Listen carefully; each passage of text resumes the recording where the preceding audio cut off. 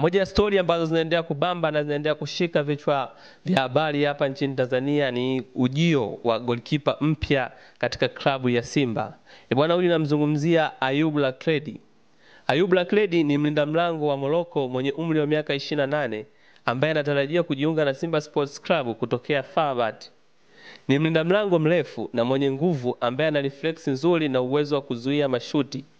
Pia ni mzuri katika kutokea nje ya mstari wakati wa kudai cross na kutawala eneo lake. Lakredi mpatanishi mzuri na anauelewa mzuri wa mchezo. Pia ni kiongozi mzuri, amekaimu nahodha wa FAR Rabat mara kadhaa. Lakredi amekuwa mchezaji wa kikosi cha kwanza wa FAR Rabat tangu ajiunge na klabu hiyo mwaka 2019. Amewahi kushinda ligi ya Morocco Botola Pro mara moja na kombe la Morocco la Coupe du Trône mara 2 akiwa na timu ya FAR Rabat. Lakredi ni saini nzuri kwa Simba Sports Club.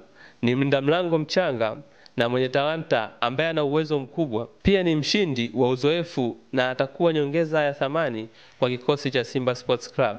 Hii ni baadhi ya nguvu na udhaifu wa Lakredi kama mlinda mlango. Nikianza katika upande wa nguvu, Lakredi ni mrefu na mwenye nguvu, reflex nzuri na uwezo wa kuzuia mashuti, mzuri katika kutokea nje ya mstari wakati wa kudai cross, mpatanishi mzuri, uelewa mzuri wa mchezo. Pia Lakredi ni kiongozi mzuri.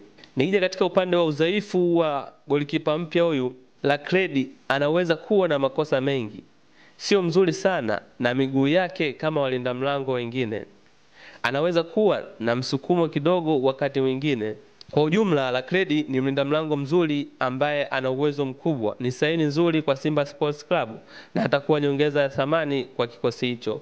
Yes, hii ni ZTV Online na sisi tumeendelea kuletea habari mbalimbali zinazoendelea za ndani na za nje.